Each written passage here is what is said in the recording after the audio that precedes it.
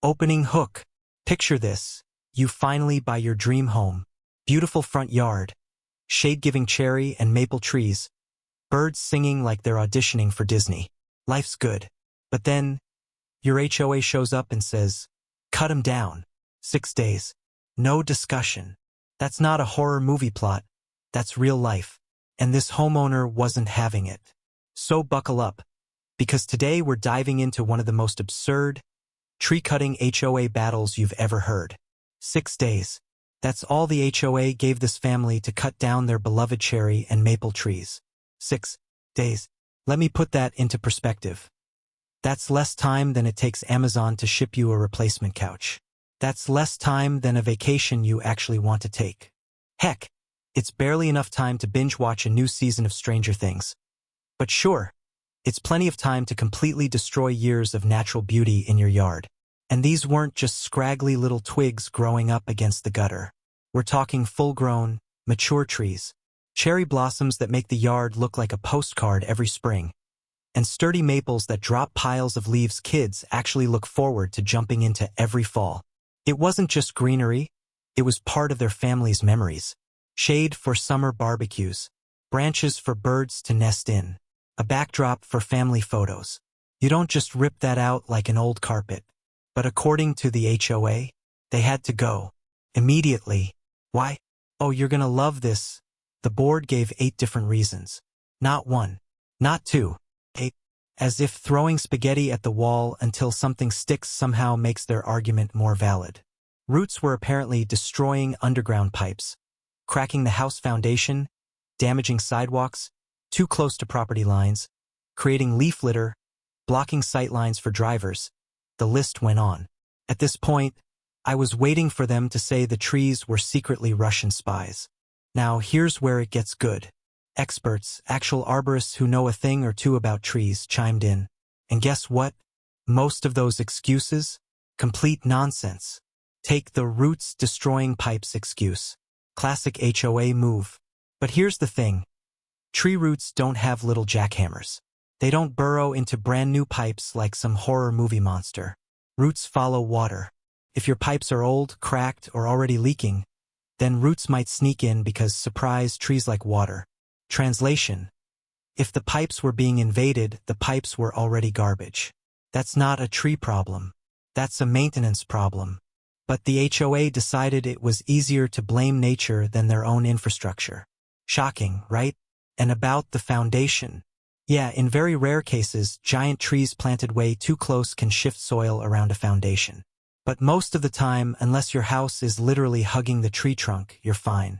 But hey, why let facts get in the way of a good HOA scare tactic? So let's recap. The HOA gave a family 6 days to obliterate trees that weren't hurting anyone, using excuses that fall apart under the most basic scrutiny. All because, deep down, many HOAs love control more than they love reality. Now here's the real kicker. When the notice hit, it didn't just feel like a letter. It felt like a countdown clock. Like a bomb was about to go off in their yard. And that set the stage for everything that followed.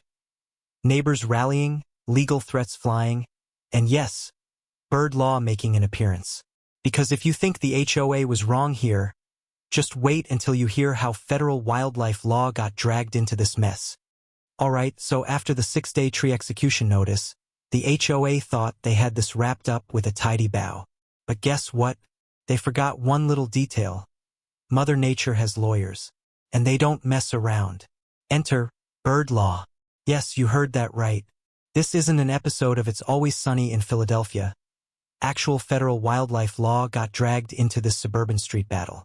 You see, the cherry and maple trees weren't just leafy ornaments. They were nesting spots.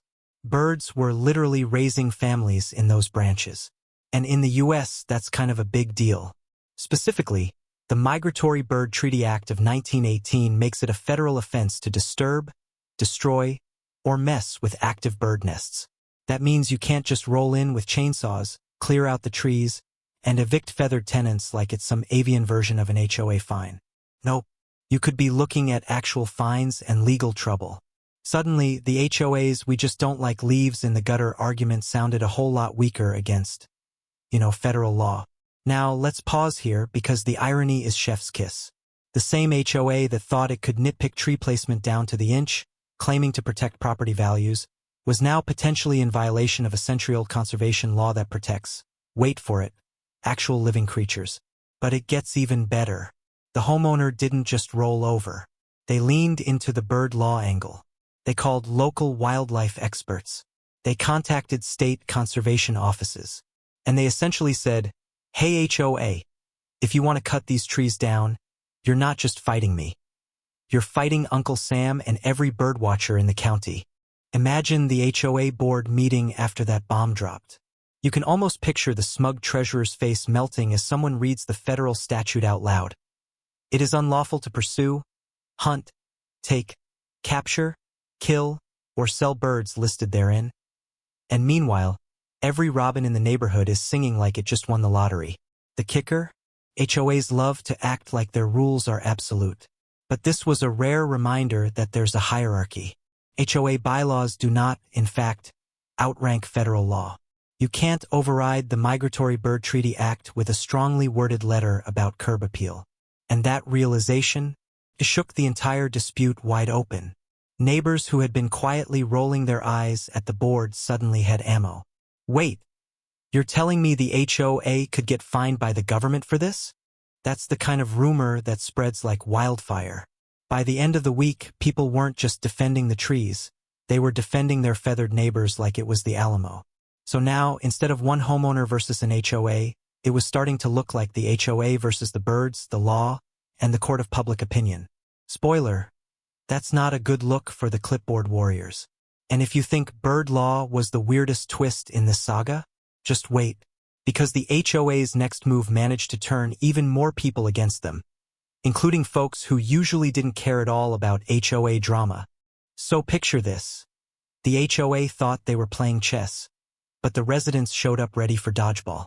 And nothing makes an HOA panic faster than neighbors who stop whispering and start organizing. At first, it was just the homeowner pushing back. But after the whole bird law bombshell, suddenly everyone had skin in the game. People who usually couldn't care less about HOA politics, the kind who wouldn't even open the newsletter, started showing up at meetings. Why? Because this wasn't just about trees anymore. It was about power, fairness, and, let's be real, the sheer pettiness of HOA board members who confuse volunteer position with dictatorship. The rally started small.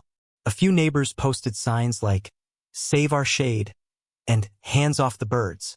But within a week, the cul-de-sac looked like a protest zone.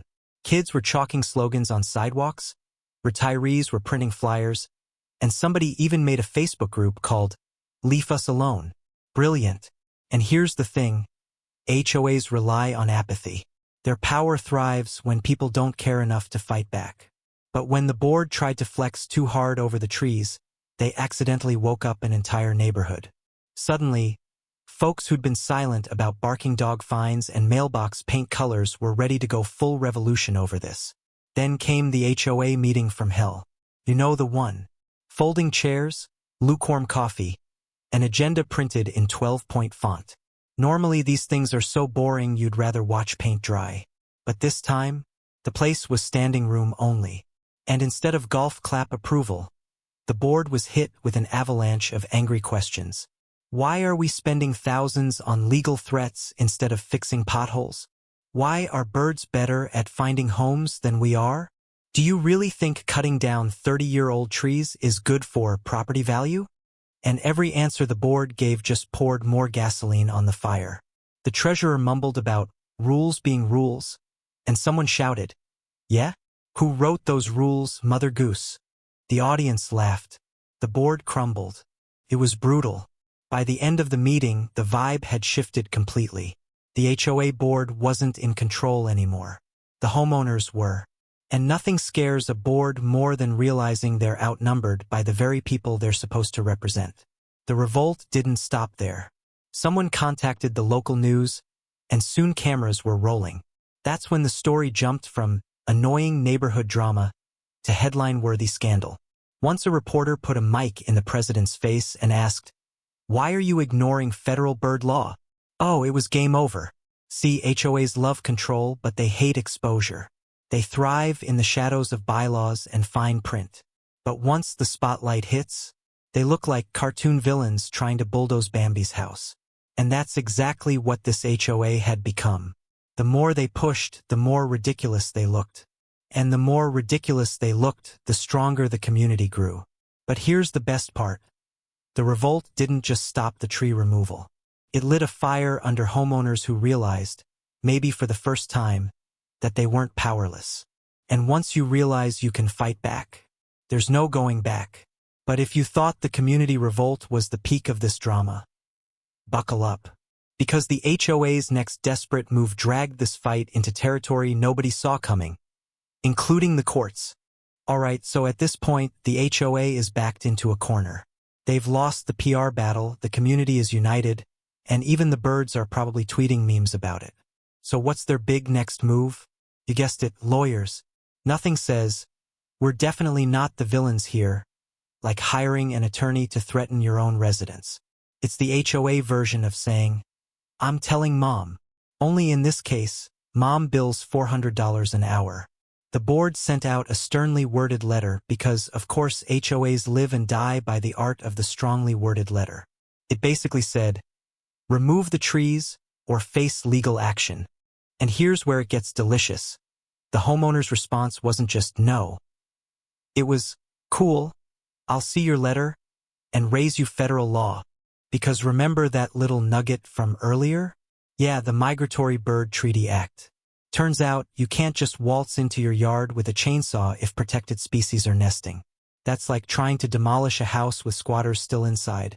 But in this case, the squatters are federally protected feathered roommates. So the homeowner lawyered up, too. And suddenly, this petty neighborhood drama wasn't about grass height or mailbox color anymore. It was about whether an HOA could override actual federal wildlife protections. Spoiler alert, they can't. But HOAs are stubborn. They don't just fold. They double down. The board argued, well, we're just enforcing community standards. Cute. Except judges don't care about community standards when they bump up against federal statutes. You know, real laws. The kind that don't come stapled to a flyer next to a bake sale notice. The legal fight quickly escalated. The HOA threatened fines. The homeowner's lawyer hit back with cease and desist letters citing federal penalties for harming protected species. Suddenly, the board members weren't the ones holding the power anymore. They were staring down the possibility of they being fined. And then it happened. A judge got involved. And judges? They don't play HOA games. They don't care that Bob from Lot 12 thinks trees lower his property value because of leaf debris. Judges care about facts, statutes, and whether or not you're about to illegally bulldoze bird housing. The courtroom showdown was short and sweet. The homeowner's lawyer pulled out photos of active nests, cited federal law, and basically said, do you really want this on record? The HOA's argument? Essentially, we just don't like trees. Guess who won? Yep, the trees, the birds, and most importantly, the homeowner. The ruling was crystal clear. Those trees were staying. The HOA was told to back off or face fines of their own. And just like that, the script flipped. The very people trying to punish their resident were now the ones facing punishment if they didn't comply. It was a glorious reversal, like watching the school bully trip on their shoelaces in front of the entire cafeteria. But here's the kicker. The legal win wasn't the end. Oh no, because while the HOA was licking its wounds, the community smelled blood in the water. If they could beat the board on trees, what else could they fight? And that's when the rebellion officially went from save our shade to take back the neighborhood. So after all the drama, the petitions, the protests, the courtroom showdown, you'd think this story was just about a couple of trees, right? Nope. This thing exploded into a symbol of something way bigger. Because here's the uncomfortable truth. HOAs aren't really about flowers, fences, or grass height. Nope, they're about power. Let's be real. An HOA is like that one nosy neighbor who always peers through the blinds, except they've got legal authority and a checkbook. And the minute you sign those community papers, boom, you basically hand over a chunk of your freedom in exchange for, what? A community pool and a newsletter that nobody reads? Now, don't get me wrong. HOAs can do good things. They keep property values steady. They maintain shared spaces. They stop your neighbor from turning their front yard into a junkyard of broken-down cars. Cool. Necessary. I get it. But here's where it goes sideways. Too often, HOAs forget they're servants of the community, not its dictators. And this tree saga turned into Exhibit A. Residents started asking the bigger questions. Why do we need a group of volunteers with clipboards deciding what color our garage door can be? Why does a landscaping aesthetic matter more than people's actual lives, safety, or, in this case, the natural environment? And here's where the Florida homeowners fight tapped into something national. Across the U.S., stories like this are popping up everywhere. Families fined for planting vegetable gardens in their own yard. Veterans told to take down American flags. Neighbors written up because their kids drew chalk art on the driveway. Yeah, chalk art on their own driveway. If Picasso had grown up in an HOA neighborhood, he'd probably still be grounded. The homeowners' victory over the tree removal demand wasn't just a personal win. It lit a fire under communities everywhere. People realized, hey, maybe we don't have to take this nonsense lying down. Maybe HOAs don't get the final word. Maybe, just maybe, the power should shift back to the people who actually live there. And guess what? Lawmakers noticed too. Florida, Texas, Arizona, states where HOAs are practically everywhere, started getting pressure to crack down on HOA overreach. Politicians don't always agree on much, but when angry voters with clipboards and protest signs show up saying, "My HOA tried to bulldoze a bird's nest," well, suddenly everyone's paying attention. So what started as a fight to save a few beloved trees became a spotlight on a broken system. And it forced everyone to ask, do HOAs protect communities or control them?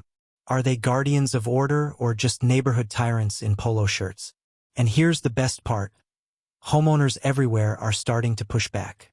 Because when one community fights back and wins, it gives everyone else permission to say, nope, not today, HOA. Find someone else's bushes to trim. So yeah, the bigger picture here is not about trees. It's not even about birds. It's about who gets the final say over your home, your life, your freedom. And this case made it crystal clear. If enough people stand up, even the most stubborn HOA has to sit down. So what's the moral of the story? Sometimes the shade from a tree is worth throwing a little shade at your HOA. This family proved that knowledge, community, and yes, even bird law can beat the system. Now tell me in the comments, if your HOA tried to chop down your favorite tree, what would you do? And hey, don't forget to like, subscribe, and hit that bell. Because here at Hoa-wars, we've got plenty more wild HOA battles that'll make you laugh, rage, and maybe even take notes for your own neighborhood. So there you have it. The incredible story of how one Florida homeowner turned a battle over 2 trees into a full-on rebellion against HOA overreach. Now I've got to ask, what's your HOA horror story? Have you ever been fined for something ridiculous? Drop it in the comments. I guarantee you're not alone. And hey, if you love this breakdown of HOA wars, smash that like button, hit subscribe, and ring the bell.